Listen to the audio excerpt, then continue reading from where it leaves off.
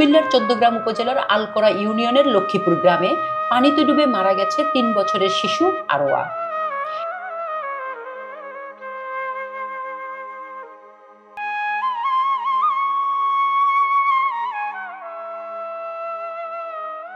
একমাত্র সন্তানের মৃত্যু সংবাদ শুনে আফ্রিকা প্রবাসী বাবা ওসমান গনি শাহজালাল আন্তর্জাতিক বিমানবন্দর থেকে হেলিকপ্টারে করে ছুটে আসেন মেয়েকে শেষ দেখা দেখতে। গ্রামের গুণবতী স্কুল মাঠে হেলিকপ্টার অবতরণের সময় সেখানে উপস্থিত সবাই স্তব্ধ হয়ে চোখের জল নিয়ে দেখেছেন এক বাবার প্রবাস থেকে ছুটে আসা। এ সময় কোনো হইচই ছিল না, শুধু ছিল শূন্যতা, কান্না আর বুক ভরা আহাজারি। স্থানীয় সূত্রে জানা যায়, ওসমান গনি বাদল গত ১৫ বছর ধরে আফ্রিকায় ব্যবসা করছেন। দেশে থাকাকালীন মেয়ের জন্মের পর তিনি ৬ থেকে ৭ মাস তাদের সঙ্গে কাটিয়ে আবারও বিদেশে ফিরে যান চলতি বছরের আগস্টে।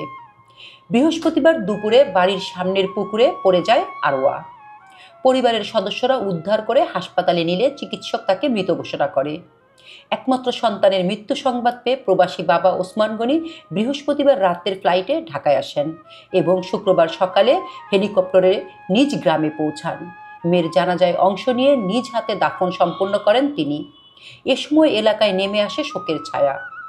ওসমান গনির বন্ধু মোহাম্মদ ইসরাফিল বলেন, ওসমান আরোয়াকে শেষবারের মতো দেখতে চেয়েছেন, তাই আমরা লাশবাহী ফ্রিজ গাড়িতে মেয়ের মরদেহ সংরক্ষণে রেখেছিলাম।